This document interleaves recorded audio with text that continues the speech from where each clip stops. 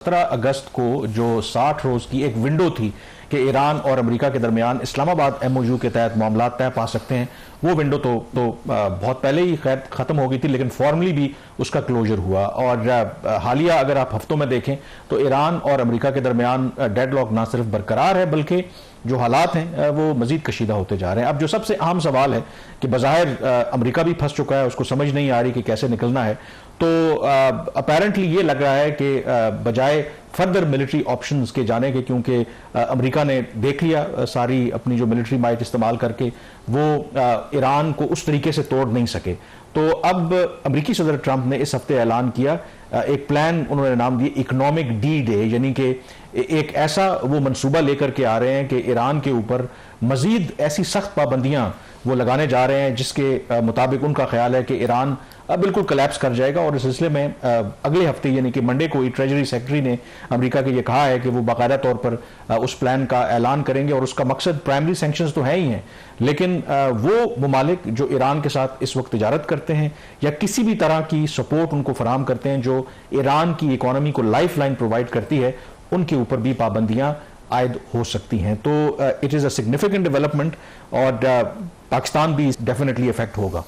पाकिस्तान के इफेक्ट होने के इसलिए चांसेस ज़्यादा हैं कि लैंड रूट के जरिए हमारी तजारत भी जारी रहती है, और स्मगलिंग को आप तजारत तो नहीं कह सकते, लेकिन बलूचिस्तान के अंदर स्मगलिंग को जो है वो स्मगलिंग नहीं समझा जाता, वो तजारत समझा जाता है। तो यस, उसमें और बहुत सारी चीज़ें में आपको याद होगा कि पिछले कुछ अर्सा पहले हुकूमत पाकिस्तान ने कुछ नए लैंड रूट्स डिफाइन किए थे तजारत के लिए, जिसमें जब ये सारा स्ट्रेट ऑफ हॉर्मुज का और ये सारा मसला आया था। बट ये जो प्लान है जिसकी तरफ आप, और उस वक्त आपको याद हो तो ट्रंप ने कहा था कि ही इज अवेयर, और उस पर उन्होंने कोई एतराज नहीं किया था उस वक्त जब ये। अच्छा, उसमें एक चीज चेक करने वाली है, मैं अभी तक चेक नहीं कर सका कि क्या वो जो रूल्स ऑपरेशनल हुए या नहीं हुए। ठीक है, क्योंकि लास्ट टाइम जब चेक किया था तो उस वक्त नोटिफिकेशन उस वक्त का नहीं हुआ था। हाँ। तो इसमें बहरहाल ये जो चीज है, इसमें कामरन इकोनॉमिक सैंक्शंस तो पहले ही अमेरिका ने लगाई हुई है ईरान के ऊपर, कोई नई चीज नहीं। अब ये जो वो प्लान की जिसकी तरफ इशारा कर रहे हैं, ऑल्दो इसकी जो डिटेल्स है उनके जो सेक्रेटरी ट्रेजरी है वो बाकायदा प्रेस कॉन्फ्रेंस में अनाउंस करेंगे मंडे को। तो इसकी क्या अभी तक जो इनिशियल इसकी जो रिपोर्ट्स आ रही है वो किस चीज की तरफ ये अक्कासी करती हैं कि किस किस्म की मजीद जो है सैंक्शंस ईरान के ऊपर लग सकते हैं जो इसको मजबूर कर दे कि वो जो है अमेरिका से सुलह करे। इसमें जो पॉइंट इंपॉर्टेंट ये है कि पाबंदियां इसलिए लगाई जा रही है, अमेरिका भी उसकी तरले कर रहा है, मिन्नतें कर रहा है कि सुलह कर लो। बिल्कुल, क्योंकि अमेरिकी सदर ट्रंप ने यह कहा है कि वो डील करना चाहते हैं आज भी ईरान के साथ, लेकिन उनको उनकी मतलब की जो डील है वो नहीं मिल रही, यानी कि ईरान उनको उस तरह की कंसेशन देने के लिए तैयार नहीं है। तो ये जो बात हो रही है, सैंक्शंस तो ईरान के ऊपर वैसे भी हैं, इसमें बताया जा रहा है कि जो मुल्क अगर जिसकी वजह से ये सारा जो प्रेशर है सस्टेन कर रहे हैं, और उसमें सबसे ज़्यादा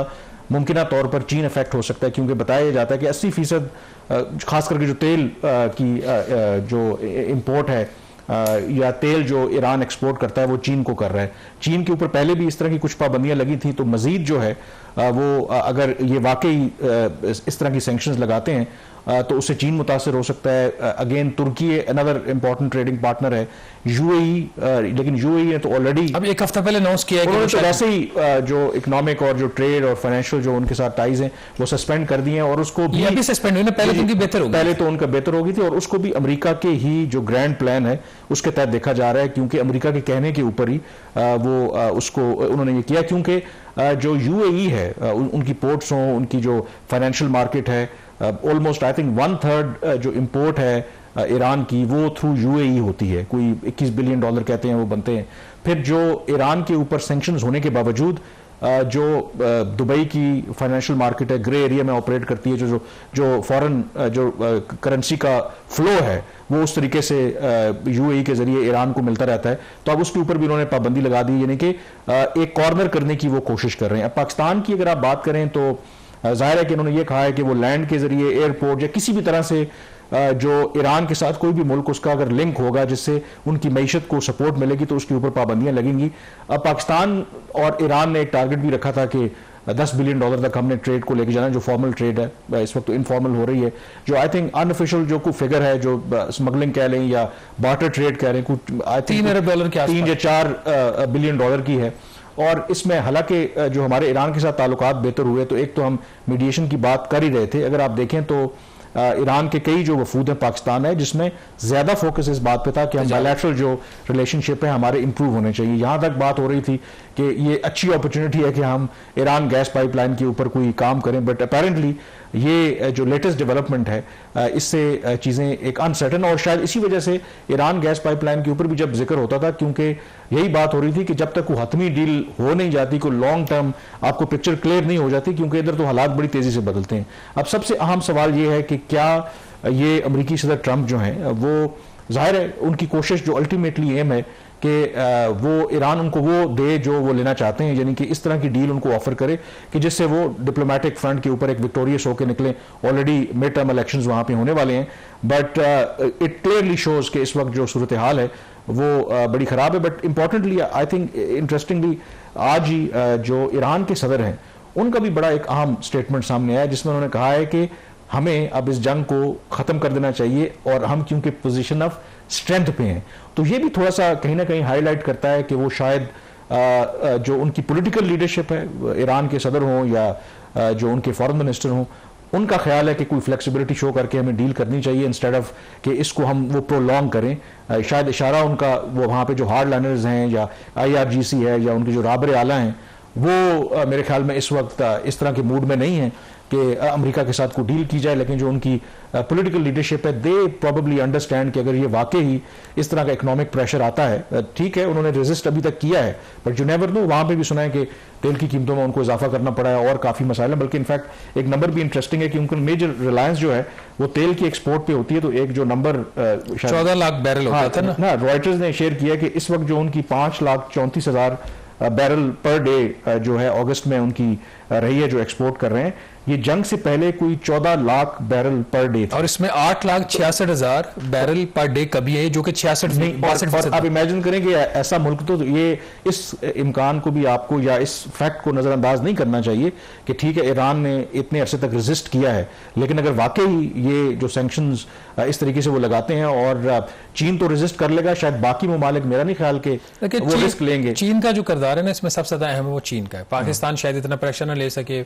इनफॉर्मल ट्रेड को तो वो तो चलती है ना, वो तो बड़ा मुश्किल होता है उसको रोकना अंटिल कि आपका सिस्टम नीचे आपके फुल कंट्रोल में हो। और पाकिस्तान ने बड़ी कोशिशें कर ली हैं, स्मगलिंग को उस तरीके से काबू नहीं पा सके। उसमें बेहतरी जरूर रही है। जो चेयरमैन FBR भी नंबर शेयर करते हैं, जो फॉर्मल जो इंपोर्ट हो रही है टायरों की, टायर्स के अलावा इसकी आपकी ऑयल की, उसकी फॉर्मल इंपोर्ट में इजाफा जरूर हुआ। इसका मतलब जो स्मगलिंग को इन्होंने कम करने की कोशिश की, लेकिन मुकम्मल खत्म नहीं किया जा सका। और स्मगलिंग बेसिकली इस्लामाबाद के लिए जो स्मगलिंग है, जैसे मैं बात कर रहा था पहले कि बलूचिस्तान के लिए वो स्मगलिंग नहीं है, वो वहां पे तजारत होती है। और तजारत भी वो ज्यादातर वो परमिट सिस्टम के ऊपर हो रही होती है। बट जो रियल इसमें जो रोल होगा, ये अगर आप देखते हैं कि मंडे को क्या अनाउंसमेंट आती है, बट जिस किस्म की सैंक्शंस की ये बात कर रहे हैं वो इकोनॉमिक हार्डशिप, इसको ये इकोनॉमिक टेररिज्म कहा है ईरान की तरफ से, कहा है बिल्कुल। बट चीन किस हद तक इसको सस्टेन कर सकता है। और जो हिस्ट्री बताती है कि चीन शायद इसको स्ट्रांगली रेजिस्ट भी करेगा और ट्रेड भी करेगा। और चीन तो इन एनी केस ईरान के ऊपर जो सैंक्शंस रही भी हैं, चीन हो रशिया हो, वो परवाह नहीं करते, वो तो उनके साथ ट्रेड करते रहे, but they are the bigger economy. जो ब्लॉकेड हुआ है ना, जो असल चीज है, जो ईरान का ब्लॉकेड किया हुआ है अमेरिका ने, और इसके ऊपर गालिबन एक थ्रेट ये भी आया था कि अगर ये ब्लॉकेड खत्म नहीं होता तो ईरान फिर डायरेक्ट अटैक्स करेगा जो अमेरिकन नेवल शिप्स है उनके ऊपर जिन्होंने ब्लॉकेड किया हुआ है। तो सिचुएशन काफी खराब है। और ऑयल मार्केट में अगर आप देखें तो प्राइसेस $93-94 पे फिर चली गई हैं, और ये this is not a good sign. So let's see क्या होता है, इंतजार करेंगे अगले हफ्ते जब अनाउंसमेंट, तो उससे पाकिस्तान किस कदर मुतासर हो सकता है। और यही वजह है कि पाकिस्तान ने, there are several other reasons कि पाकिस्तान ने क्यों मीडिएशन के लिए हामी भरी थी या मीडिएट करवा रहा था, क्योंकि पाकिस्तान को ये पता है कि अगर ये मामला लटक जाता है, मामला प्रोलॉन्ग होता है, तो उसके फिर पाकिस्तान को और बाकी रीजन को कॉन्सिक्वेंसेस का सामना करना पड़ सकता है।